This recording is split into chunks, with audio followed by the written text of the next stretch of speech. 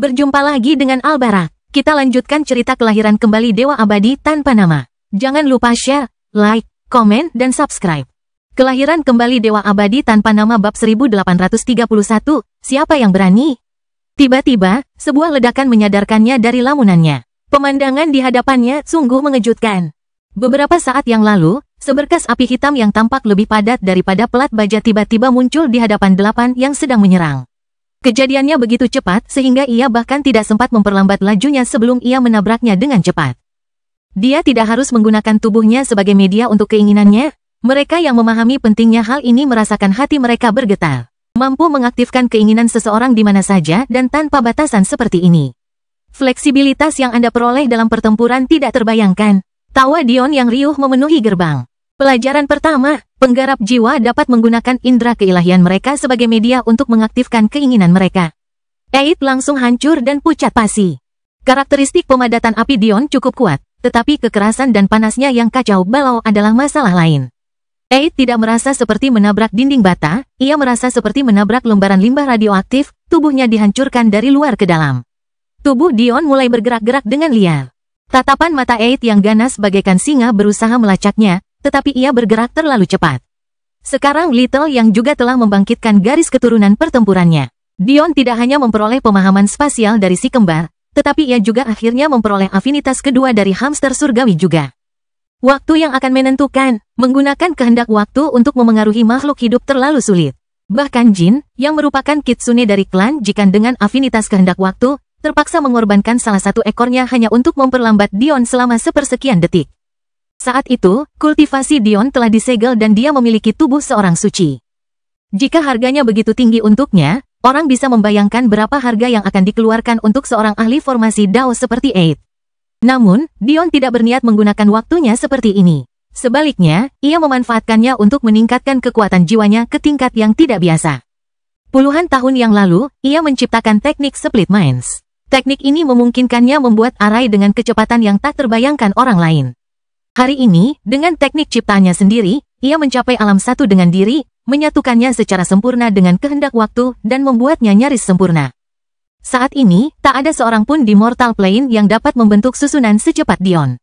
Menyusut, Dion memutar Eid dalam sebuah lingkaran, tombak-tombak berdarah yang tak terhitung jumlahnya menyusut menjadi bentuk jarum-jarum yang terus-menerus menghujaninya. Dengan kekuatan Carnage yang menyusut hingga 1/10 cm, bahkan jika tombak-tombak itu tidak melukai Eid, rasanya seolah-olah setiap inci tubuhnya sedang dipukul dengan palu. Para prajurit Sruti merasa mati rasa. Itu adalah ahli formasi Dao Puncak.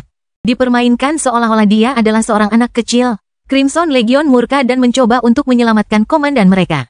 Namun malah mendapati tirai tombak berlumuran darah menghalangi jalan mereka. Pada saat itu, kuali kecil yang menggemaskan itu bergerak naik turun seolah berkata, "Giliranku. Giliranku." Dion tertawa, ki jiwanya melingkari kuali dan dengan paksa memperluasnya hingga beberapa ratus meter dalam sekejap. Pelajaran kedua, selalu perlakukan kuali pilmu dengan baik. Mereka cenderung memiliki sifat pemarah. Beban 1000 dunia jatuh dari atas. Rasanya seolah-olah seluruh gerbang bergetar, disegel dengan kuat di bawah kekuatan kuali pertempuran. 8 merasakan darahnya melambat hingga merangkak. Kinya tak lagi bergerak sesuai keinginannya, ia hanya bisa menyaksikan dinding hitam menghantamnya, mengirim tubuhnya melesat menembus udara dan menembus tanah di bawahnya. Kuali itu menyusut ke ukuran aslinya, sedikit uap keluar dari tutupnya. Suaranya hampir terdengar seperti lenguhan, seolah-olah makhluk kecil itu kecewa dengan betapa lemahnya lawannya. Ini masuk akal. Lagi pula, sebagai senjata utama Orcus, makhluk kecil ini telah bertempur dengan makhluk tinggi sebelumnya. Bagaimana mungkin ia puas dengan para ahli alam Dao? Tangan Dion terentang keluar, menyebabkan tubuh besar Eid melesat ke udara dan ke tangannya. Sambil menahannya di tempat, dia melambaikan tangannya, membersihkan debu dan kotoran dari baju besinya yang berwarna merah keemasan. Apakah perlu marah seperti itu? Dion bercanda kepada Eid yang menatapnya dengan mata tajam. Aku mengucapkan kata-kata itu hanya untuk memprovokasimu. Kau tahu situasi Glorianis di BPA tidak begitu baik. Setelah aku membunuh 4 prajuritmu yang bernomor, dia tidak punya pilihan selain bergabung denganku. Sedikit pencerahan bersinar melalui kemarahan di mata merah Eid. Bagaimana mungkin dia tidak tahu berapa banyak orang yang membenci Glorianis di BPA? Dan karena ras Dream Panther-nya memiliki tingkat reproduksi yang sangat menyedihkan. Dia tidak memiliki pasukan besar yang dapat dia perintah seperti mereka. Jadi, dia berada dalam posisi yang lebih buruk. Jika dia gagal dalam misi yang dipimpinnya dengan sangat buruk, mereka yang membencinya pasti tidak akan melewatkan kesempatan untuk menindasnya sepenuhnya. Dalam kasus seperti itu, ras Dream Panther akan tamat. Dia sudah menjadi jenderal klan Sacharoku. Kau harus mengikuti jejaknya, atau orang lain akan benar-benar mencurinya. Siapa yang berani? Kata 8 dengan marah. Napasnya yang panas menyebabkan rambut ungu Dion bergoyang liar. Hidung Dion mengernyit. Sebelum kau menemuinya, sebaiknya kau mengatasi masalah bau mulut itu. Aku bisa melihat bangkai daging yang telah kau makan selama sahabat terakhir di sana. Aku tidak berniat bergabung denganmu. Aid menggeram, tidak peduli dengan komentar Dion. Aku bukan orang yang tidak setia. Kau harus membunuhku di sini, atau menunggu Crimson Legionku tumbuh cukup kuat untuk menghancurkan klan Sacharomu dan merebut kembali Glorianisku. Begitukah? Kata Dion santai. Apakah kau akan mempertahankan sikap itu bahkan jika aku membantai mereka semua? Kelahiran kembali Dewa Abadi tanpa nama bab 1832, dia sendirian. Kepala Dion menunduk ke arah Crimson Legion di bawah, berjuang untuk menangkis hujan tombak merahnya. Sesekali, tombak biru Torment akan muncul, bahkan menjatuhkan para ahli Dao dengan kekuatannya. Aku bukan orang yang baik, loh. Kekaisaran Seruti ini kebetulan punya teman baik sepupu kecilku di sini, tapi Crimson Legionmu malah berusaha menyudutkan mereka. Pilihannya cuma satu, kamu ikut aku atau saudara-saudarimu mati. Kami ingin mati, Crimson Legion meraung dari bawah, tanpa mengambil satu langkah pun mundur. Mata Dion berbinar. Sungguh prajurit yang hebat, dengan gagah berani melindungi komandan mereka. Tapi mengapa menurutku waktu telah berlalu begitu lama namun sekutu-sekutumu yang seharusnya tidak mengulurkan tangan sedikit pun untuk membantumu dan anggota klanmu? Kau, darah Aid terasa bergejolak. Atau lebih tepatnya, jika kuali kecil aneh itu tidak bergoyang-goyang dengan angkuh di atas kepalanya. Kemampuannya tampaknya membuat darahnya yang panas pun menjadi dingin. Telapak tangan Dion terentang ke depan, menempel erat di dahi Aid. Pelajaran 3, di hadapan seorang kultivator jalur jiwa, mereka yang jiwanya lemah hanyalah boneka yang berguna. Dalam sekejap, ki penyegel yang besar menyapu ke depan. 8 bahkan tidak dapat menahannya sebelum kultivasinya benar-benar terkunci dan dia terlempar ke dunia batin Dion. Kalian semua tunggu di sana sebentar, kata Dion dengan tenang. Setelah pertempuran ini selesai, kalian akan menjadi prajurit hebat bagi klan Sacharoku. Selama kalian mengikuti perintahku, komandan kalian akan baik-baik saja. Para prajurit di bawah merasa gelisah, tetapi tidak ada yang bisa mereka lakukan. Mereka tahu Aid tidak akan pernah ingin mereka menundukkan kepala, tetapi mereka juga tidak bisa berdiri dan melihatnya mati. Dalam perang yang melibatkan para ahli yang begitu kuat, mereka tidak bisa berbuat apa-apa. Catatan penulis, ini sebenarnya tidak benar. Nanti kamu akan tahu alasannya secara rinci, tetapi ketahuilah bahwa ini terkait dengan martial intent. Masalah sebenarnya yang mereka hadapi di sini adalah Dion terlalu pandai mengganggu ritme dan mengendalikan situasi, sehingga mereka tidak dapat membentuk momentum dengan benar. Akhirnya pindah, Dion tertawa. Hei, kalian para tetua klan Kitsune. Bagaimana kalau kalian bertiga duduk saja? Saat ini, beberapa ahli puncak Dao sedang menyerbu. Seolah-olah mereka sedang menunggu 8 jatuh terlebih dahulu. Siapa yang tahu bahwa ini adalah kasusnya? Saat Aid tidak mematuhi perintahnya, Kaori dengan dingin memerintahkan agar mereka membiarkannya mati di tangan Dion. Dia menolak untuk menempatkan orang-orang yang tidak dapat mengikuti perintah di pihaknya. Melihat mereka tidak peduli dengan kata-katanya, Dion mengerti sesuatu. Ceka, Kaori ini benar-benar berhati dingin. Bahkan setelah tahu bahwa putra satu-satunya ada di tanganku, dia masih berani memerintahkan penyerangan ini. Mata Kaori sedikit bergetar, tetapi sekali lagi menjadi tegas. Jika dia berani menarik kembali serangan ini karena putranya sendiri, kepercayaan yang telah dibangunnya di antara para prajurit ini akan hancur. Agar bisa bersikap dingin terhadap mereka, dia harus bersikap dingin terhadap dirinya sendiri. Dia sudah lama siap menghadapi kemungkinan ini.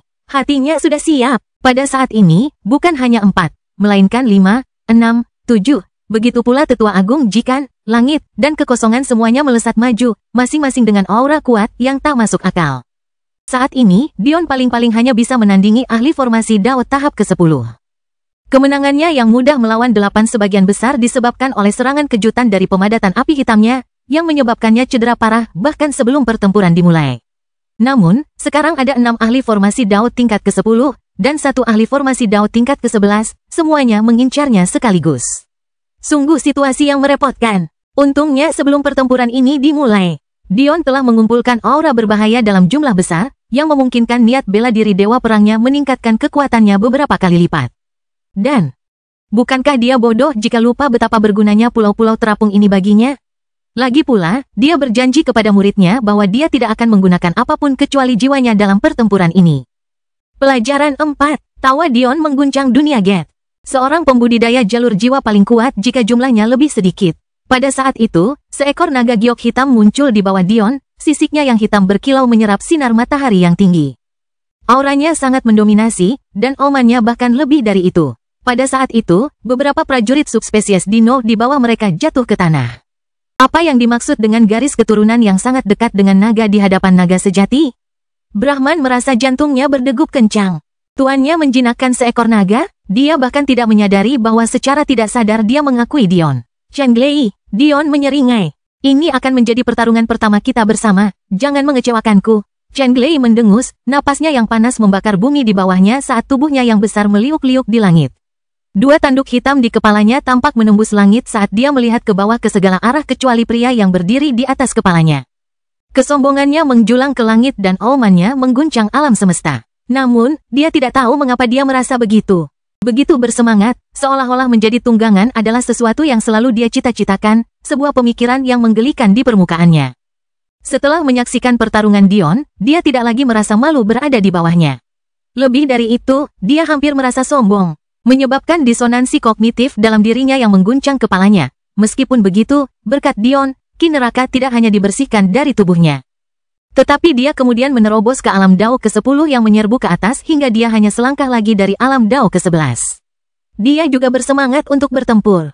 Lebih dari sekadar bersemangat, darahnya menderu dalam dirinya. Mulut Chenglei terbuka, memperlihatkan deretan gigi panjang berkilau dan tajam saat ia meraung. Ruang hancur menjadi pecahan-pecahan kaca kecil di bawah kekuatannya. Baru sekarang Kaisar Sruti dan Atlas benar-benar mempercayainya. Hanya dia sendiri yang benar-benar cukup. Kelahiran kembali Dewa Abadi tanpa nama bab 1833, Jiwa Naga. 5, 6, dan 7 langsung merasa seolah-olah tubuh mereka dirobek dari dalam keluar. Jangankan 50% kekuatan mereka merasa sulit untuk menunjukkan bahkan 30%. Setelah pertarungan Dion dengan leluhur Sapientia, ia membuat rencananya untuk mengambil alih Lionel, Eve, dan Chenglei secara paksa di bawah sayapnya menjadi lebih jelas. Saat ia melihat bakat mereka, ia tahu ia tidak bisa begitu saja membunuh mereka. Ahli dengan kaliber seperti itu sulit ditemukan, terutama saat ia masih merupakan kerajaan rintisan. Meskipun Eve membencinya sampai ke lubuk hatinya atas apa yang dilakukannya kepada ibu angkatnya, Matriarch Nifeus. Dan Lionel berdiri di sisi istrinya dengan cara yang sama seperti dia berdiri di sisinya bertahun-tahun yang lalu, Chenglei sedikit berbeda. Pada dasarnya, naga adalah ras yang sombong. Rasa kekerabatan mereka relatif lemah, atau kalau tidak akan ada begitu banyak contoh jenius naga muda yang pergi untuk membentuk klan mereka sendiri. Sesuatu yang menjadi sebagian besar alasan mengapa meskipun bisa dibilang sebagai ras terkuat di alam mortal, naga hanya menempati 5 kuadran dan tidak memiliki kohesi. Ini bukan berarti Chenglei tidak marah dengan kematian kakeknya, tetapi lebih kepada mengatakan bahwa dia lebih logis tentang hal itu. Karena kakeknya berani bersekongkol melawan Dion, kerugian apapun yang dideritanya adalah tanggungannya sendiri. Ini adalah ideologi naga di alam fana. Satu-satunya yang tampaknya menentang ini adalah dewa sejati Titus yang belum pernah dilihat Dion sejak dia mengirisnya menjadi 2. Menyaksikan pertarungan Dion, Chenglei merasakan perubahan dalam dirinya. Meskipun naga adalah ras yang kuat di luar imajinasi kebanyakan orang, mereka memiliki penghalang paling tebal untuk memasuki alam abadi. Kenyataannya adalah bahwa dari semua keberadaan tinggi di alam fana, konsentrasi tertinggi tidak berada di aliansi Nephilim, juga tidak di klan Sapientia. Kuadran Drago Kilin memiliki lebih banyak keberadaan tinggi daripada seluruh alam fana yang digabungkan. Akan tetapi, terlepas dari kebenaran ini, naga memiliki jumlah transenden sukses terendah. Ketika Chenglei menyaksikan pertarungan Dion, merasakan perubahan dalam dirinya, dia tiba-tiba merasa mengerti apa penghalang ini. Bagaimana seseorang bisa melampaui dan mulai menempa jalannya sendiri. Ketika seseorang begitu terikat oleh sifat bawaannya, sifat yang diberikan oleh surga yang ingin kau hancurkan, itulah rahasia ras naga dan kilin. Mereka dilahirkan untuk menjadi representasi kedaulatan di alam fana. Bakat ini menjadikan mereka ras binatang terkuat di alam fana, tanpa pesaing. Namun, bakat inilah yang justru menghambat mereka untuk mencapai potensi mereka yang sebenarnya.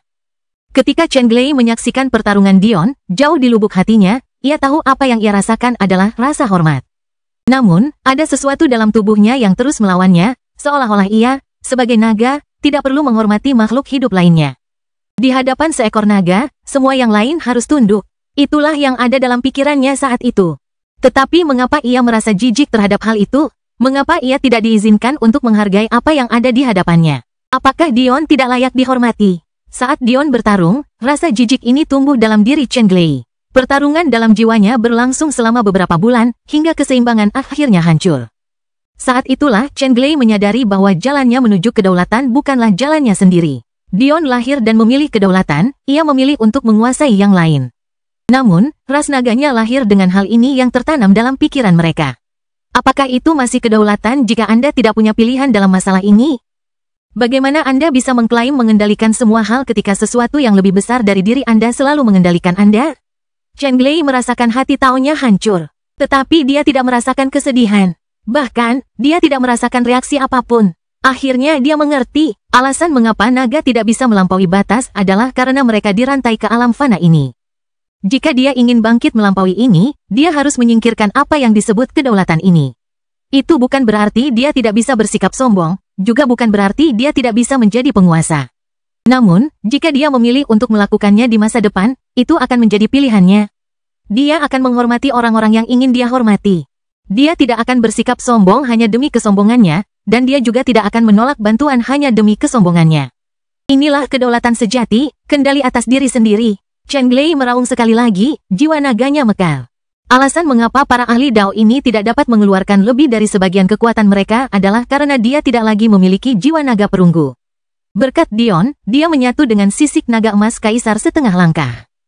Karena ras naga emas dikenal karena jiwa naga mereka yang kuat, manfaatnya bahkan lebih jelas daripada menyatu dengan jiwa naga lainnya. Begitulah cara naga berkembang, dengan menelan jiwa naga dari naga dan kilin lainnya. Chen Glei di masa lalu tidak akan pernah menerima hadiah ini. Namun, Chen Glei saat ini hanya ingin tumbuh lebih kuat, ia ingin melihat seperti apa puncak dunia, ia ingin menemukan jalannya sendiri. 7 pakar Dao puncak terpental oleh tekanan napasnya. Kulit mereka melepuh karena panas yang tak tertahankan. Tubuh besar Cheng Li yang panjangnya beberapa kilometer meliuk-liuk di udara, sisik-sisiknya yang hitam pekat berdenyut dengan rona emas gelap. Jiwa naga tingkat raja puncak. Tatapan mata Kaori yang tenang dan tajam terputus-putus. Kehadiran dan jiwa naga sering disamakan, tetapi kebenaran sederhananya adalah bahwa yang terakhir jauh lebih kuat. Jiwa naga kelas emas, yang dimiliki adik laki-laki Dion, Zaire, sudah setara dengan kehadiran kelas raja. Selangkah lebih maju, dan jiwa naga kelas raja sudah setara dengan kehadiran kelas kaisar. Apa maksudnya ini? Itu berarti naga Chen Glei setengah langkah kaisar yang diserap adalah setengah langkah ke kehadiran alam dewa. Kelahiran kembali Dewa Abadi tanpa nama bab 1834, keputusasaan. Meskipun jiwa naga yang diperoleh Chen Glei setelah menyerap semuanya berada setengah langkah di bawah tingkat itu. Itu tetap berarti bahwa Chen Glei hanya selangkah lagi untuk memiliki jiwa naga terkuat di era yang tak terhitung jumlahnya. Bahkan Raja Naga hanya mencapai tahap ini. Ini bukanlah satu-satunya manfaat dari terobosan mental Chen Glei. Pertama, ia merasa kecepatan kultivasinya telah meroket. Ia merasa hanya butuh 10 tahun untuk mencapai puncak tahap pembentukan Dao ke-12, 100 tahun untuk menjadi makhluk tinggi. Dan ia dapat melampauinya segera setelah menyelesaikan ujian makhluk tinggi. Inilah manfaat dari terbebas dari belenggu surga. Yang lebih mengejutkan lagi, ini hanya terjadi jika dia tidak mereformasi Dao Heart-nya terlebih dahulu. Jika dia berhasil menemukan jalannya dan membentuknya, dia akan mampu melampauinya hanya dalam waktu 1 dekade. Namun, pada saat ini, Chen Glei merasakan sesuatu yang jarang dirasakan naga. Rasa syukur yang mendalam. Dia bersumpah dalam hatinya bahwa bahkan jika dia membentuk hati daunnya, dia tidak akan melampauinya sampai Dion melakukannya. Di kehidupan ini, dan bahkan jika ada kehidupan berikutnya, dia akan selalu menjadi rekan Dion. Dion tiba-tiba tertawa terbahak-bahak. Ia merasa jiwanya begitu bebas akhir-akhir ini, seolah-olah ia tidak punya beban apapun di dunia ini. Karena memang begitu, aku dengan rendah hati menerimanya. Chen Glei, sebuah pil muncul di tangan Dion. Tanpa ragu, dia melemparkannya ke udara, melesat ke atas beberapa ratus meter. Chen Glei mendengus. Apakah aku terlihat seperti anjing bagimu? Meskipun dia mengatakan ini, dia menyeringai liar. Giginya yang tajam berkilau seperti perak saat tubuhnya melesat ke udara. Rahangnya terbuka, melahap pil itu bulat-bulat. Pada saat itu, aura Chen Glei meledak ke tingkat yang lebih tinggi. Dia meraung saat meridian tubuhnya diatur ulang secara paksa. Namun, itu bukan rasa sakit, melainkan kenikmatan. Bagaimana mungkin dia tidak merasa seperti ini setelah menelan pil Martial Sein? Di bawah tekanan jiwa naganya, Qi ditarik paksa ke dalam tubuhnya. Bahkan jika ini berarti akan membutuhkan waktu lebih lama baginya untuk mencapai alam keberadaan tinggi sekarang, dia tidak merasa sedikit pun enggan. Mengikuti Dion benar-benar merupakan jalan pintas terbesar untuk mencapai puncak dunia. Melihat ke arah para ahli Dao yang menyedihkan itu, Chen Glei hampir merasa kasihan kepada mereka saat meridiannya mulai terbentuk satu demi satu. Siapa yang meminta mereka untuk menyinggung Dion? Secara logika, dia seharusnya koma selama beberapa bulan setelah membentuk begitu banyak meridian di alam Dao. Tapi dia telah mematahkan belenggu surga, sama seperti anak langit yang akan langsung menjadi salah satu ahli terhebat di seluruh dunia jika mereka berhasil memutuskan rantai mereka. Chen Glei pun mengalami hal ini sekarang. Batasan yang dihadapi orang normal tidak berlaku untuknya. Ayah, aku tidak bisa membiarkanmu bersenang-senang, Chen Glei. Bagaimana aku bisa menunjukkan kekuatanku kepada muridku seperti ini? Para ahli Dao yang malang itu bahkan belum berhasil mencapai radius 1 kilometer di sekitar mereka. Namun yang dilakukan Chen Glei hanyalah meraung dan mendengus. Brahman merasakan bibirnya berkedut. Ia menatap ke arah 7 ahli Dao dengan ekspresi menyesal. Ia benar-benar menyesal, semua penderitaan mereka adalah salahnya. Mungkin jika ia segera menerima niat baik Dion, mereka akan mengalami pengalaman yang tidak terlalu menyakitkan. Dia tidak percaya Dion curang dengan memanggil Chen Glei. Pertama-tama, sejak kapan menaklukkan naga menjadi hal yang mudah? Dan kedua, jalur penjinak binatang adalah usaha jalur jiwa. Namun, tampaknya Dion tidak puas hanya dengan ini, seolah ia ingin dunia tahu kedatangannya. Dulu klan Kitsune suka menindas adik iparku. Kegembiraan di mata Dion telah sepenuhnya memudar, digantikan oleh ekspresi dingin tanpa ekspresi. Ketiga tetua agung merasakan jiwa mereka bergetar. Ku dengar meskipun Aki Void adalah pelaku utamanya, para tetua klan, Jikan, Surga, dan Void semuanya diam-diam menyetujuinya. Ku dengar kau percaya bahwa meskipun benih imanku kan memilih adik iparku, dia tidak berhak menggunakannya. Hanya 3 klanmu yang dapat memutuskan siapa yang memegang kekuasaan dan siapa yang tidak. Dan jika dia ingin menggunakan sesuatu yang bukan haknya, dia harus memutuskan pernikahannya dengan sepupu kecilku dan menikahi pewaris klanmu. Apakah semuanya itu benar? Walau Dion mengatakannya seolah-olah dia sedang bertanya, gambaran pemandangan itu sudah terputar ulang dari roh menara. Catatan penulis, ingat alasan Ri bisa melarikan diri adalah karena Dion memberinya menara saat itu. Jadi menara itu merekam semua yang terjadi seperti biasa. Semakin mereka menonton, semakin besar keputusasaan yang dirasakan tetua agung. Meskipun aku bukan seorang pembunuh yang akan memusnahkan klan kalian, hari ini, kalian semua akan mati. Kalian, beserta jajaran atas klan Jikan, Heaven, dan Void, semuanya akan mati di sini hari ini. Pada saat itu, semua orang akhirnya menyadari perubahan di kejauhan. Pulau-pulau batu kuning yang tak terhitung jumlahnya melayang ke arah mereka. Semakin dekat mereka, semakin terasa tekanan pada jalur ki dan tubuh mereka. Dalam sekejap, pulau itu bertabrakan satu sama lain, membentuk benua besar yang begitu besarnya hingga menutupi langit dan menjatuhkan gerbang ke dalam kegelapan. Mengetahui aturan gerbang, musuh-musuh Dion menjadi pucat. Satu demi satu, mereka jatuh dari langit, tidak mampu mengendalikan ki mereka untuk tetap mengapung. Mereka tidak mengerti bagaimana ini bisa terjadi. Semua pulau jiwa yang melayang telah dipindahkan ke tepi gerbang, seharusnya pulau-pulau itu berada jauh dari jangkauan. Apalagi untuk menaklukkannya, orang bahkan tidak bisa melihat atau merasakannya dari sini. Bagaimana mereka bisa tahu bahwa indera ilahi Dion mencapai tepi gerbang ini? Bagaimana mereka bisa tahu bahwa satu untayan ki jiwa Dion cukup untuk memaksa pulau-pulau kuning ini tunduk? Kelahiran kembali Dewa Abadi tanpa nama bab 1835, Awan Darah. Hei Chen Glei, aku menghancurkan pasukan kerang kamu, kan? Tidakkah menurutmu Legiun BPA ini akan menjadi pengganti yang cocok? Chen Glei tidak menjawab, tetapi tawanya mengguncang langit. Menyebabkan benua kuning besar di atas kepala mereka bergetar. Mau kabur? Mata Dion menajam. Sayangnya, aku tidak bisa membiarkan itu. Dion menepukkan kedua tangannya. Aku masih belum menguasai teknik itu, tapi cukup dengan menirunya saja untuk saat ini. Bagaimana mungkin Judgment menjadi satu-satunya teknik serangan dari Dao of Array Alchemy? Hanya saja semua yang lain membutuhkan Star Key. Nah, Judgment juga membutuhkan Star Key, hanya saja dengan pemahaman Dion tentang Array Alkimia, dia bisa menurunkan standarnya. Namun, Dion sedang berlibur. Betapapun berbakatnya jiwanya, ia hanya bisa memahami teknik-teknik hebat itu dengan sekali lihat, ia harus berlatih.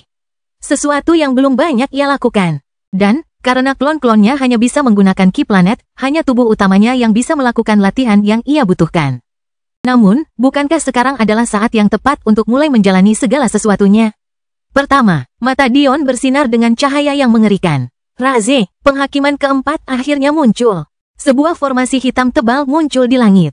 Formasi itu tampaknya tidak hanya terbentuk dari satu susunan, melainkan beberapa susunan, setiap susunan di atas susunan terakhir dalam kompleksitas yang terus bertambah.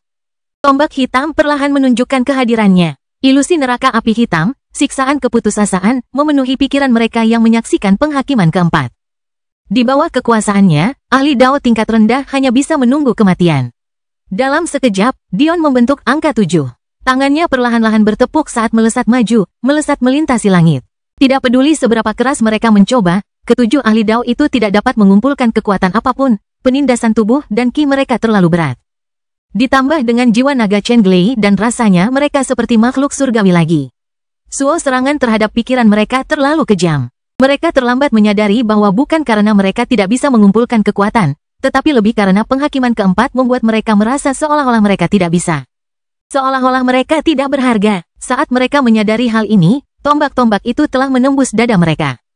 Meskipun mereka adalah ahli Dao dan dapat bertahan dari pukulan seperti itu, melihat ke arah tangan Dion yang terkepal. Mereka menyadari bahwa tidak akan pernah tiba giliran mereka untuk melakukannya. Tangan Dion membentuk simbol doa, tetapi ia tidak berniat melakukan hal seperti itu. Keputusan orang bijak tangan kanannya terangkat sementara tangan kirinya mempertahankan posisinya. Langit di atas bergetar, ki jiwanya berkumpul dengan liar saat arai master senjatanya muncul di punggungnya, berkilauan dengan berlian biru kerajaan yang indah. Kemauan senjataku terlalu lemah untuk menggunakan ini bahkan pada yang di bawah standar. Tapi, itu sudah cukup. Lengan pertama, sebuah tangan ilusi mulai terbentuk di langit. Cahaya keemasan yang memancar penuh dengan energi baik hati melonjak, perlahan membentuk pergelangan tangan dan lengan bawahnya, dan akhirnya naik ke bahunya. Energi melonjak sekali lagi saat pedang besar yang besar berputar di tangannya. Gambar itu tampak begitu lemah sehingga bisa runtuh kapan saja, tetapi wajah tenang Dion menunjukkan bahwa dia tidak percaya ini akan terjadi bahkan untuk sesaat. Pedang besar itu bergetar dengan gerakan rune yang bentuknya tidak jelas. Namun, itu saja sudah cukup. Kesabaran, lengan Dion yang terangkat jatuh. Terasa lambat, sangat lambat sehingga bahkan seorang anak pun dapat menghindarinya. Namun, ketujuh ahli Dao itu merasa seolah-olah mereka tidak dapat bergerak sedikit pun. Pedang yang belum selesai itu terasa seperti benda terindah yang pernah mereka lihat. Begitu indahnya sehingga mereka tidak sanggup menghindarinya. Kaori hanya bisa menyaksikan, keputusasaan terukir di wajahnya saat dia melihat pedang itu jatuh. Bahkan jika mereka dalam kekuatan penuh, serangan seperti itu akan sulit dihadapi.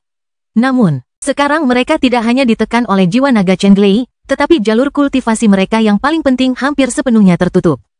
Mustahil bagi mereka untuk menggunakan domain mereka untuk melindungi pikiran mereka karena mereka tidak dapat mengaktifkannya sejak awal. Saat pikiran-pikiran itu selesai, pedang itu telah mencapai sasarannya. 3 Tetua Agung Jikan, Tetua Agung Heaven, Tetua Agung Fight, semuanya langsung meledak menjadi 3 awan darah. Napas panas mengepul keluar dari bibir Dion. Butuh banyak hal untuk melemahkan stamina jiwanya, apalagi membuatnya merasa terkuras seperti sekarang. Itu adalah perasaan yang cukup langka, tetapi itu hanya membuatnya tersenyum. Dia segera menyadari bahwa terkurasnya jiwanya ini sebenarnya bukan karena persyaratan teknik tersebut, melainkan karena dia mengaktifkannya secara paksa tanpa memahami bahkan 1% pun esensi sejatinya. Kalau saja lawan-lawannya tidak ditekan oleh jiwa naga Chen Glei dan benua terapung besar di atasnya, ketiga tetua agung tidak akan mati begitu tragis. Namun, bukankah Dion secara khusus memilih gerbang ini? Ini bukanlah gerbang yang menampung menara epistemik, atau akan ada 9 menara kunci, bukan 8. Mengapa Dion memilih gerbang ini dari semua pilihannya? Dilihat dari situasi saat ini, jawaban atas pertanyaan itu sudah jelas. Tetap saja, fakta bahwa dia bisa mengaktifkan teknik itu tanpa menghabiskan waktu untuk memahaminya adalah bukti betapa tertekannya cadangan ki jiwanya. Oh, tatapan Dion dengan santai beralih kembali ke Kaori. Karena ia memfokuskan serangannya pada 3 tetua agung, mereka sudah tewas. Namun, keempat prajurit bernomor itu hanya terluka parah. Dion lebih tertarik membiarkan Chen Glei memurnikan mereka menjadi salah satu prajurit kerangkanya, jadi ia membiarkan tubuh mereka tetap utuh. Semua ini berarti Dion hampir tidak memperhatikan Kaori. Meskipun, hampir tidak, dalam kasus Dion 100 kali lebih baik daripada apa yang bisa dilakukan orang lain dengan perhatian penuh dan tak terbagi. Bagaimanapun, indera keilahiannya terkunci pada Patriark Clan Fight, tidak ada yang bisa dilakukan Kaori yang tidak akan langsung terlihat olehnya. Namun, tampaknya Dion telah meremehkan nilai yang diberikan BPA pada Kaori. Kelahiran kembali Dewa Abadi tanpa nama bab 1836, berbahaya. Dia, yang berada beberapa ratus kilometer jauhnya, tiba-tiba mengeluarkan semacam harta karun spasial. Dion sendiri tidak perlu memastikannya karena Little Yin dan Yang sudah lebih dari cukup. Tampaknya harta karun ini cukup hebat untuk lolos dari segel spasial Dion. Dia hanya bisa menyaksikan Kaori memegang erat pelat cakram itu, ujung-ujungnya yang tajam mencabik dagingnya. Dia telah kehilangan ayahnya, putranya, dan sekarang kakeknya karena klan Sacharo. Kebencian di hatinya tidak dapat dipadamkan dengan cara biasa, tetapi dia juga tahu tidak ada gunanya tinggal di sini. Pandangannya bertemu dengan pandangan Dion di kejauhan, ada ketenangan dingin di matanya meskipun tangannya gemetar. Sungguh merepotkan, gerutu Dion. Dia tidak suka membiarkan musuh pergi. Satu-satunya alasan Lionel dan istrinya selamat adalah karena dia sedang koma saat itu. Satu-satunya alasan Chen Glei selamat adalah karena Dion berjanji kepada leluhur Daiyu untuk membantu klan Daiyu bangkit kembali. Karena dia telah berjanji seperti itu. Bagaimana mungkin dia membunuh Chen Glei begitu saja hanya karena dia tidak mau mengikutinya? Jadi dia membiarkan Chen Glei pergi juga, sesuatu yang akhirnya sangat menguntungkannya. Namun kali ini, sepertinya ia tidak punya pilihan lain. Cakram di tangan Kaori telah menyegel ruang di sekitarnya. Meskipun Dion dapat melihatnya dengan jelas, jarak mereka sudah setara dengan beberapa alam semesta. Meskipun Kaori relatif kurang berbakat dalam kultivasi, ia masih memiliki afinitas kekosongan dari Void Kitsune. Memberinya harta karun seperti itu sama saja dengan memberi sayap pada harimau.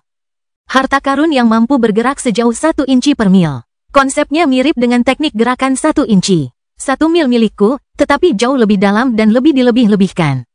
Itu jelas merupakan harta karun semu dari 33 surga. Hati Dion menjadi dingin. Jika harta karun seperti itu digunakan secara aktif dalam perang, orang bisa membayangkan kehancuran yang dapat ditimbulkannya. Ada harta karun 33 surga yang sebenarnya, salah satu dari 11 harta karun jalur energi, yang juga memiliki kemampuan ini. Awalnya, hati Dion berdebar kencang, mengira bahwa BPA benar-benar memiliki harta karun seperti itu. Namun, ia merasa lega setelah menyadari bahwa itu adalah replika. Namun, meski hanya replika, kemampuan harta karun ini terlalu dahsyat. Jika Kaori tidak menyimpannya sebagai kartu truf dan menggunakannya sejak awal, pertempuran ini tidak akan berakhir begitu saja. Tatapan mata Kaori yang tenang berubah menjadi cemberut. Ia menyadari bahwa Dion tidak meremehkannya karena kultivasinya yang buruk, juga tidak ada keserakahan di matanya saat ia menyadari harta karun yang dimilikinya. Ketika kedudukan Kaori di hati Dion meningkat, demikian pula sebaliknya yang terjadi. Tanpa sepatah kata pun, Kaori akhirnya menghilang. Orang ini terlalu tegas. Dia bahkan tidak mencoba memberitahu prajurit Holy Mammoth, dia juga tidak membawa prajurit Kitsune miliknya sendiri. Faktanya, Dion punya firasat bahwa Kaori bahkan tidak kembali ke klan Kitsune. Jika dia benar, Kaori sudah jauh dari kuadran ini, dan menyerah sepenuhnya tanpa ragu sedikit pun.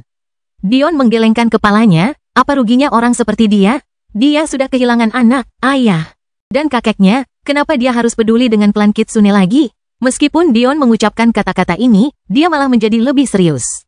Kaori telah menghabiskan lebih dari 10 tahun darah, keringat, dan air mata untuk momen ini, untuk akhirnya memaksa kekaisaran Sruti bertekuk lutut, namun dia membuang semuanya. Orang ini berbahaya, itu sangat disayangkan. Suara Chen Glei yang bergemuruh membuat tanah di bawahnya bergetar. Apakah kamu harus menghancurkan mereka menjadi pasta daging seperti itu? Kitsune mungkin bisa menjadi boneka mayat yang sangat bagus. Sekarang yang terkuat di antara mereka sudah mati, sangat disayangkan. Dion mengabaikan gerutuan Chen Glei. Dia tidak bisa mengendalikan Patience lebih banyak bahkan jika dia mau. Dia hanya sedikit mengubah lintasannya tepat di akhir untuk memungkinkan para prajurit yang bernomor menjaga tubuh mereka tetap utuh. Tetap saja, dia ingin membunuh mereka dengan tangannya sendiri, jadi meskipun dia bisa menyerahkannya pada Chen Glei, dia tidak melakukannya. Kebencian selama beberapa dekade akhirnya terlampiaskan. Dia tidak peduli mendengar alasan atau permohonan mereka, jadi dia langsung menghancurkan mereka hingga hancur. Di masa depan, dia akan melakukan hal yang sama kepada Aritzia. Siapapun yang berani bersekongkol melawan orang-orang yang dicintainya akan membayar harga yang mahal. Akan ada banyak kesempatan lain untuk mendapatkan mayat Kitsune. Pertarungan utama telah usai, tetapi masih ada lebih dari 30 alam semesta yang tersisa untuk ditaklukkan. Ditambah lagi, bukankah seharusnya kamu merasa puas? Legiun bersayap 6, Legiun bayangan, Legiun burung pipit, dan Legiun mamut suci semuanya terkenal. Setelah menyempurnakan semuanya, kamu akan dapat menaklukkan alam semesta sendiri. Dulu, hal ini mustahil bagi Chen Glei. Meskipun tubuh dewa kematiannya telah meningkatkan bakat bawaannya untuk jalur jiwa yang buruk, hal itu tidak banyak membantu. Untungnya, banyak hal telah berubah baru-baru ini. Pertama, bakat jiwanya tampaknya tidak lagi memiliki batasan yang ketat. Setelah menembus rantai surga, ia tidak menghadapi batasan yang sama seperti kebanyakan binatang buas lainnya. Namun, alasan kedua adalah yang paling kuat. Rekannya sekarang adalah Dion. Dengan demikian, ia dapat meminjam kekuatan jiwa Dion kapanpun ia mau selama mereka masih dalam jangkauan indera ilahi Dion terhadap satu sama lain.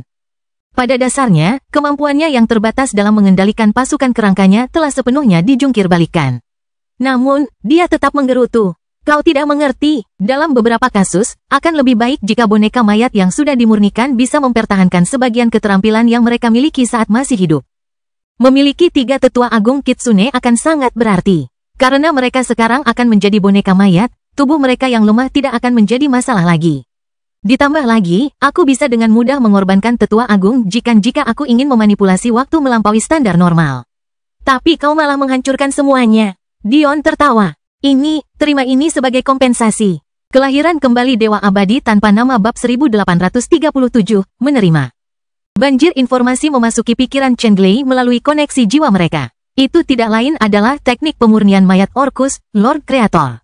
Meskipun Dion tidak mau repot-repot memahaminya, dia telah membaca sekilas isinya sejak lama. Menghafal sebuah teknik semudah bernapas baginya, meskipun itu adalah Divine Grade. Chen Glei terdiam sejenak sebelum tawanya yang riuh menggetarkan langit. Sebagai pengguna tubuh Dewa Kematian, bagaimana mungkin dia tidak memahami pentingnya teknik semacam itu? Dengan itu, kemampuan pemurnian mayatnya akan dibawa ke tingkat yang sama sekali baru. Di kejauhan, pasukan Shruti merasa canggung, rasa malu yang mendalam berakar di hati mereka saat mereka mendengarkan manusia dan naga mengobrol satu sama lain. Mereka baru saja ketakutan setengah mati, tetapi pertempuran dimenangkan tanpa mereka harus melakukan apapun. Bagaimana mungkin mereka bisa merasakan apapun selain rasa malu? Lebih buruk lagi, kuali kecil yang menggemaskan di bahu Dion tampak berputar ke arah mereka, tutupnya mengepul karena jijik. Kemudian, kuali itu berbalik dan menggoyangkan apa yang mereka kira sebagai pantatnya. Wajah mereka yang sudah merah hanya bisa berubah menjadi merah tua. Merasakan kehadiran seseorang di belakangnya, Dion menoleh untuk melihat Kaisar Shruti dan Atlas. Awalnya dia bertanya-tanya mengapa mereka begitu jauh dan mengapa mereka berjuang keras, tetapi kemudian dia ingat bahwa dia masih berdiri di atas kepala Chen Glei. Mata reptil kuning Chen Glei bergeser sedikit saat tubuhnya yang seperti ular berputar. Sambil mendengus jijik, dia kembali ke dunia batin Dion. Jika kau ingin bersekutu dengan orang lain, kau harus menemukan klan yang memiliki kekuatan nyata. Jika kau bertanya padaku, Kekaisaran Atlas dan Shruti ini akan lebih baik sebagai negara bawahan jika mereka hanya akan melakukan hal-hal yang menguntungkan. Hubungi aku jika ada tulang yang bisa digiling. Oh, dan kirimkan mayat-mayat itu. Ia mengakhiri dengan gembira. Dengan itu, binatang besar itu menghilang, begitu pula penindasannya yang terus-menerus terhadap area tersebut. Meskipun kedua kaisar merasa getir terhadap kata-kata sang naga, mereka tidak dapat menyangkal bahwa mereka merasa jauh lebih baik tanpa kehadirannya yang menekan jiwa mereka. Saya ingin mengucapkan terima kasih kepada Tuan Sacharo karena telah membantu kerajaan Shruti saya. Saya tidak punya banyak hal untuk membalas budi Anda, tetapi mohon sampaikan permintaan Anda. Kerajaan Shruti saya tidak pernah tidak berterima kasih. Setelah menyaksikan sendiri kekuatan Dion, Kaisar Shruti tiba-tiba menyadari bahwa pria ini sangat rendah hati. Dia berhak menginjak-injak kekaisaran Shruti sesuka hatinya, tetapi dia berpura-pura seolah-olah mereka setara kemarin. Dion turun dari langit, menghadap kedua kaisar dengan senyum tipis di wajahnya. Seperti yang kukatakan, aku datang ke sini atas permintaan sepupuku untuk membayar utang. Selain itu, jangan pedulikan kata-kata Chen Glei, dia memang agak kasar. Meskipun aku tidak akan berbohong, aku lebih suka jika klanmu berada di bawah bendera kami. Tetap saja, aku tidak akan memaksamu untuk melakukannya. Jika kau ingin membalas budiku, izinkan aku mengambil sisa populasi klan Kitsune. Mengenai wilayah, kau boleh memilikinya. Kedua kaisar saling berpandangan setelah mendengar kata-kata ini. Kami terima, ucap mereka berdua tanpa ragu. Sebenarnya, mereka merasa seperti memanfaatkan Dion. Masalah terbesar dalam menguasai wilayah adalah mengelola orang-orang yang berada di bawahnya. Namun sekarang Dion tiba-tiba memberi mereka semua wilayah dan menanggung semua masalah yang akan menyertainya. Bagaimana mungkin mereka tidak menerimanya? Yang tidak mereka ketahui ialah Dion cukup menahan diri terhadap mereka. Bahkan jika mereka menguasai alam semesta Kitsune. Berapa lama waktu yang mereka perlukan untuk menemukan roh alam semesta mereka? Ribuan, puluhan ribu, dengan menelepon peneliti Ton. Dion bisa mendapatkan koordinat yang tepat hanya dalam beberapa hari. Kemudian, paling lama ia akan membutuhkan beberapa minggu untuk menaklukkan lebih dari 30 alam semesta Kitsune. Namun, jelas saja, Kaisar Shruti dan Atlas tidak tahu tentang hal ini. Karena mereka tidak setuju untuk menjadi negara bawahannya, mengapa ia akan membantu mereka lebih dari yang sudah dilakukannya? Roh-roh alam semesta pasti akan bersembunyi dari mereka seperti yang dilakukan roh alam semesta aliansi klan 5 binatang kepada Dion. Bahkan jika mereka menginterogasi para tetua Kitsune, itu tidak akan membantu. Mengenai populasi Kitsune, setelah Dion membersihkan para tetua klan, mengendalikan mereka akan menjadi mudah. Mengapa? Karena dia tidak hanya telah mempersiapkan para pewaris klan Jikan, Fight, dan Heaven selama beberapa dekade, tetapi dia juga memiliki Kawa dan Ri.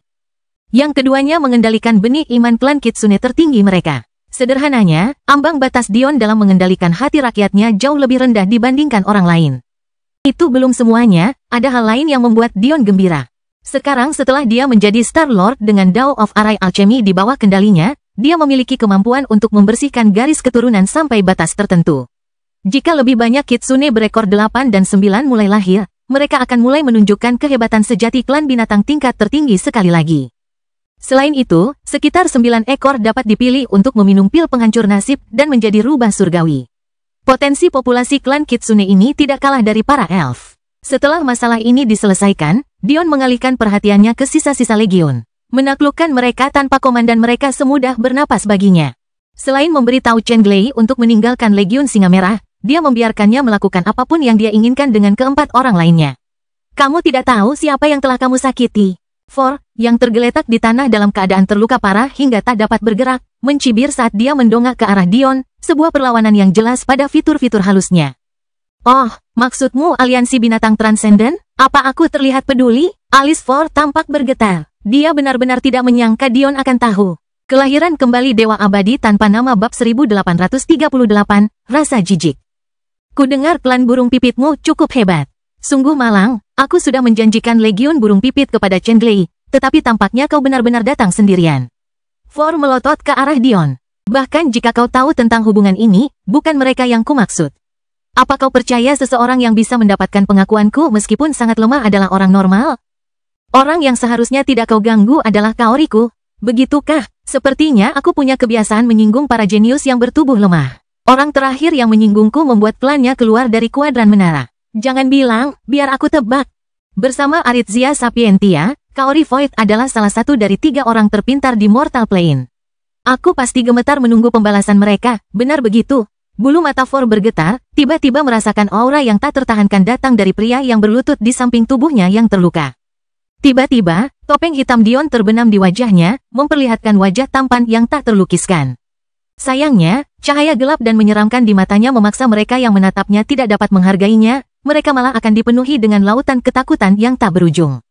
Tubuh For bergetar hebat, wajah itu, dia sangat mengenalnya.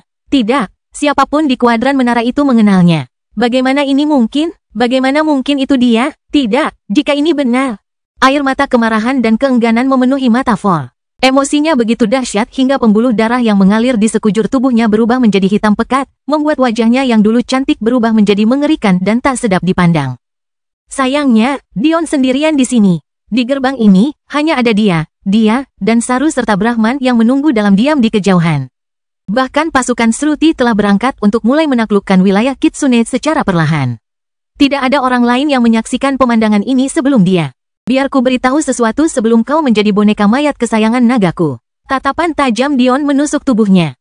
Aku tidak tahu siapa yang membuat daftar orang-orang jenius itu, tetapi mereka harus mempertimbangkan untuk membuatnya ulang. Tidakkah menurutmu memalukan bahwa 2 dari 3 orang jenius teratasmu jatuh padaku karena mereka tidak cukup pintar? Tawa kecil terdengar dari bibir Dion. Kalau saja mereka secerdas yang kalian katakan. Bukankah mereka seharusnya tahu untuk tidak menyinggung perasaanku? Jari Dion menyentuh dahi For. Ia langsung merasakan jiwanya direnggut dari tubuhnya, tetapi tidak ada yang bisa ia lakukan untuk melawannya. Pikiran terakhirnya adalah keputusasaan. Jika wajah yang dilihatnya nyata dan bukan ilusi, Kaori yang dicintainya tidak punya peluang. Baginya untuk tumbuh begitu cepat. Tidak ada yang punya kesempatan. Dion menyapu mayat For ke dalam cincin spasialnya setelah memeriksa informasi dalam pikirannya. Tampaknya alasan Sparrow Legion tidak datang adalah karena tidak ada Sparrow Legion sama sekali di kuadran menara. For sebenarnya adalah seorang putri bukan dari Asosiasi Perlindungan Binatang, tetapi dari Aliansi Binatang Transenden. Meskipun subspesies Dino menguasai 50% Aliansi Binatang Transenden, mereka jelas bukan satu kesatuan yang kohesif. Bagaimanapun, mereka adalah subspesies, bukan klan. Ada banyak budaya dan tujuan yang berbeda dalam kelompok mereka. Dengan demikian, masih ada ruang bagi banyak klan kuat lainnya untuk eksis. Salah satu klan tersebut adalah klan Humming Sparrow, tempat asal For. Mereka dapat dianggap sebagai salah satu klan dengan kekuatan paling kecil di aliansi, yang menguasai sekitar 5 kuadran saja. Sayang sekali Kaori melebih-lebihkan Dion. Apa yang dia katakan itu benar. Agar tidak terlihat mencolok, meskipun BPA memiliki kartu di hampir setiap kuadran. Dan mengetahui di mana roh alam semesta sebagian besar dari mereka berada, mereka belum bergerak untuk menaklukkannya. Ini masuk akal. Bagaimanapun, aliansi binatang transenden adalah yang terlemah dari 5 kekuatan luar, hanya sedikit lebih lemah dari kuadran iblis. Meskipun tiba-tiba mengambil alih wilayah ini akan memberi mereka keuntungan besar dalam iman, itu juga akan membuat kuadran luar lainnya waspada. Memberi mereka alasan untuk bersatu dan membagi wilayah mereka di antara mereka sendiri. Meskipun kuadran menara mungkin tidak mengetahui asal-muasal BPA yang sebenarnya, tetapi kuadran luar tidak sebodoh itu. Satu-satunya alasan mereka membiarkannya sampai ke titik ini adalah karena aliansi binatang transenden memang memiliki hak untuk melindungi sesama binatang. Tetapi itu tidak berarti mereka akan diizinkan untuk memperkuat diri dengan wilayah mereka. Karena itu, Kaori berhati-hati dengan fight dan memainkan kartunya dengan hati-hati. Pada akhirnya, ia memutuskan bahwa lebih aman untuk bertarung di dalam gerbang daripada berhadapan dengan fight yang lebih kuat dari yang dapat mereka tangani. Ia pada dasarnya mengantisipasi kemungkinan bahwa lawan mereka juga berasal dari kuadran luar.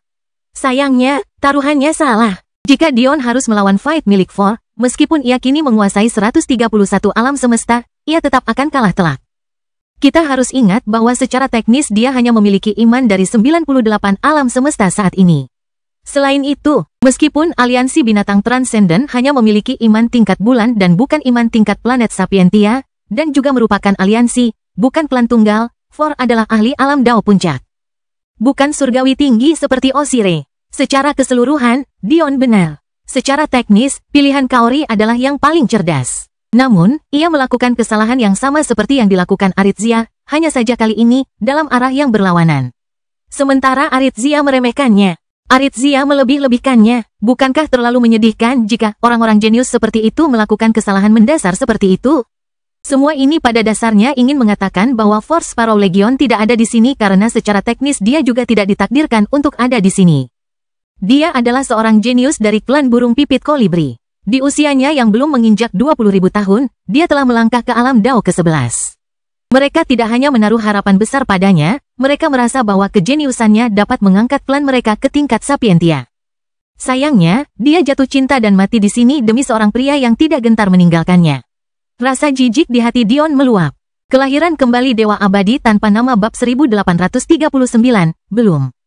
Kalau Kaori tidak punya perasaan pada putri ini, itu lain ceritanya. Tapi menurut ingatannya, Kaori akan memanggilnya Alaleya dengan penuh kasih sayang saat mereka berduaan.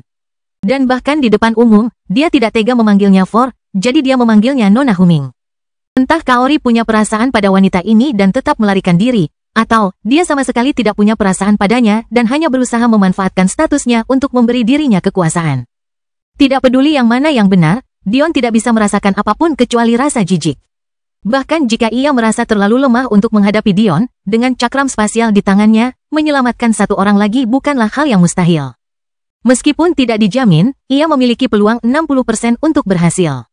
Namun, ia justru membuang pilihan tersebut untuk menyelamatkan seorang wanita yang mencintainya karena ia merasa hidupnya lebih berharga daripada risikonya. Dia memang pantas mati. Tatapan mata Dion berubah dingin. Sebelum sisa jiwa Alaleya diambil oleh Devilnya, Dion tiba-tiba merasa kasihan pada wanita yang mencintai pria tidak berguna seperti itu. Pada akhirnya, ia membungkus gumpalan terakhir dalam ki bintang dan membiarkannya melayang di dalam mata pikirannya. Bahkan saat hidupnya hampir berakhir, dia masih memanggil pria itu, Kaoriku. Jelas dia sama sekali tidak membenci pria itu atas keputusannya. Cinta tampaknya tidak selalu rasional. Dion tidak yakin apa yang harus dilakukan dengannya. Tetapi setidaknya dengan mempertahankan sedikit kekuatan hidupnya seperti ini, klan burung pipit kolibri tidak akan diberitahu tentang kematiannya. Ini akan memberinya ruang untuk bernapas. Setelah menyelesaikan urusan, Dion kembali ke Saru dan Brahman. Saru masih memiliki senyum manis di wajahnya, tetapi Brahman menatap dengan tatapan yang sangat rumit. Akhirnya, karena tidak tahan lagi, dia berlutut dan bersujud, mengesampingkan harga dirinya dan menerima Dion sebagai tuannya. Dion menyeringai, dasar murid yang tidak tahu malu. Kau lihat betapa banyak harta yang dimiliki gurumu dan sekarang kau ingin cepat-cepat mengenaliku agar bisa mendapatkan sebagiannya, begitu. Anehnya, Brahman berdiri tegak. Mata birunya yang halus berbinar. Ya, Dion mulai tertawa tak terkendali. Pelajaran kelima yang akan kuberikan kepadamu adalah bahwa tidak punya rasa malu itu baik. Tetapi sepertinya aku tidak perlu mengajarkanmu hal ini. Guru, aku ingin tumbuh sekuat dirimu. Penampilan suram Brahman tampaknya telah menghilang, menyebabkan Saru tertawa kecil. Hubungannya dengan Brahman agak renggang, tetapi saat mereka masih muda dan bodoh, mereka bisa dianggap sebagai teman baik. Brahman yang dikenalnya persis seperti ini. Bersedia melakukan apapun untuk menang. Bahkan saat mereka bermain kartu sederhana, dia akan berbuat curang jika itu berarti kemenangan. Adapun Brahman yang murung, dia tidak muncul sampai dia cukup dewasa untuk memahami perjuangan kakeknya. Dion tersenyum. Meskipun ia telah memahami bakat Pejisel jauh sebelum ia menerimanya sebagai murid, Brahman masih menjadi misteri baginya. Ia hanya secara naluriah merasa bahwa ia harus menerimanya sebagai murid. Mengenai alasannya, bahkan ia sendiri tidak tahu alasannya. Sepanjang hidupnya, ia telah merasakan perasaan halus ini, yang mendorongnya untuk melakukan hal-hal tertentu seolah-olah suara hatinya yakin bahwa itu adalah jalan yang benar. Bahkan, beberapa pilihan ini tampak salah di permukaan, tetapi pada akhirnya berhasil dengan sempurna. Dion ingat betul bahwa salah satu kali pertama ia merasakan perasaan ini adalah ketika ia bertemu Madeline. Kemudian perasaan itu muncul lagi ketika ia bertemu Ri. Kemudian, entah mengapa, Clara, yang sebelumnya tidak pernah ia rasakan ketertarikan seperti itu, ketika ia bertemu dengannya lagi, ia merasakan ketertarikan yang sama. Yang terakhir ini adalah yang paling membingungkan baginya. Dion baru-baru ini harus mengabaikan tarikan ini ketika menyangkut wanita. Ia merasa tarikan ini terlalu sering muncul akhir-akhir ini. Untungnya, hal ini tidak hanya terjadi pada istri-istrinya. Ketika pertama kali memilih profesi sekundernya di Focus Academy, ia merasakan tarikan itu. Ketika ia mengkatalisasi esensi darah gurunya untuk membentuk manifestasi humanoid klan Florence, ia merasakan tarikan itu. Ketika ia memilih konstitusinya, ia merasakan tarikan itu sekali lagi. Bagaimana mungkin dia berhasil memilih secara acak perwujudan aslinya dari lautan ribuan, sementara Clara tidak berhasil melakukan hal yang sama?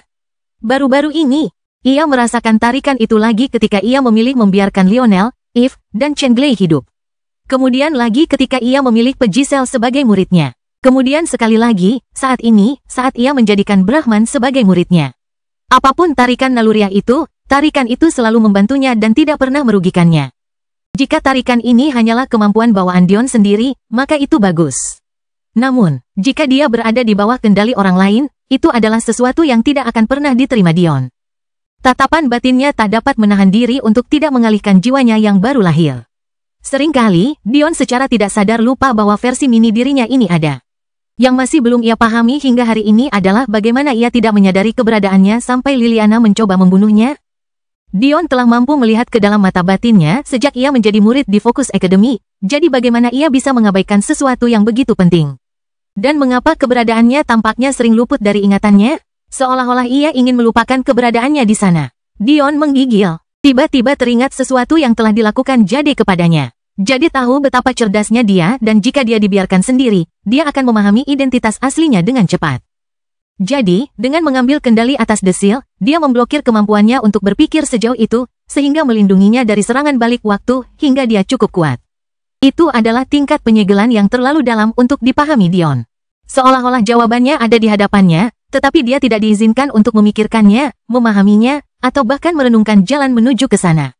Bahkan ketika Dion mencoba menyelidiki jiwanya yang baru lahir sekarang, perasaan yang kuat mengatakan kepadanya bahwa dia tidak boleh melakukannya. Menyebabkan setiap upaya berakhir tanpa upaya sama sekali. Kemudian dia lupa bahwa dia pernah mencoba sama sekali. Tidak mengherankan jika dia hampir tidak merasakan efek dari hati daunnya. Selain membantunya berkultivasi lebih cepat, hati daunnya juga tidak memberikan respons apapun. Dion menggelengkan kepalanya, tatapannya tiba-tiba kosong. Tiba-tiba ia tidak dapat mengingat apa yang baru saja dipikirkannya, perasaan yang sama sekali baru baginya. Yang tidak diketahuinya adalah bahwa ini bukan pertama kalinya, tetapi sudah ke-100 kalinya hari itu saja. Namun, Dion tidak pernah menyadarinya. Meskipun memikirkan hal-hal yang sama persis setiap hari, ribuan kali sehari, untuk setiap hari sejak jiwanya yang baru lahir muncul di hadapannya, dia tidak mengingatnya sama sekali. Bukan saja dia tidak ingat, dia malah sama sekali tidak melihat kilatan di mata safir Saru yang memantulkan cahaya saat dia lengah. Sekalipun kita mengetahuinya, kau belum bisa mengetahuinya sekarang. Saru berpikir dalam hati. Kelahiran kembali Dewa Abadi tanpa nama bab 1840, Bibi.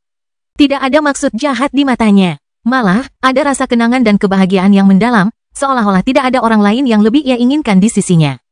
Setelah lupa alur pikirannya, Dion teringat kata-kata terakhir Brahman dan menyeringai. Sayang sekali. Sebagai hukuman karena telah meremehkan tuanmu, kau tidak hanya tidak akan menerima harta, aku akan melatihmu sampai sumsum tulangmu sakit. Jika aku tidak salah ingat, pada hari terakhir, kau telah mengutukku sebanyak 5.408 kali. Jangan khawatir, aku telah menyiapkan hukuman yang indah untuk setiap orang. Wajah tampan Brahman tampak pucat di bawah tawa Dion. Ia tampak terlalu menikmati peran barunya sebagai seorang guru. Namun, begitulah siklus kehidupan, rasa sakit yang telah ia lalui, ia memiliki kewajiban untuk meneruskannya. Ayo, kita pergi. Sudah lama aku tidak bertemu putri kecilku. Ayah, Dion tersenyum lebar, merengkuh gadis kecil itu ke dalam pelukannya. Meskipun masih mengenakan topeng, Alona kecil langsung mengenalinya. Bahkan, bukan hanya dia, Dion yakin Saru juga langsung mengenalinya. Tampaknya dia benar dalam menunjukkan sedikit kehati-hatian dan tidak membawa Amporae dan Madeline bersamanya. Ada beberapa hal yang terlalu tidak terduga. Keren, keren, warna favorit Alona selalu ungu, melihat rambut ayahnya berubah ungu, dia tidak bisa lebih bahagia lagi. Seolah-olah dua hal yang dia cintai tiba-tiba menjadi satu, membuat keduanya menjadi lebih baik. Alona kecil kini berusia hampir 4 tahun, jadi ia tumbuh dengan cepat. Untungnya, ia masih dekat dengan Dion sehingga Dion tidak terlalu patah hati karenanya. Meski begitu, jika putri kecilnya melewati fase di mana ia membenci bahkan sekadar melihat wajahnya, Dion akan sangat sedih untuk hidup lagi. Tetap saja, mendengarkan Alona menghiburnya dengan kisah-kisah petualangannya, dia merasa terlalu puas untuk memikirkan masa depan yang mungkin menyedihkan seperti itu. Lalu, Ibu Amporae menunjukkan sayapnya kepadaku. Cantik sekali. Lalu, oh, halo. Alona kecil akhirnya menyadari bahwa Saru berdiri di samping Dion dengan senyum tipis di wajahnya.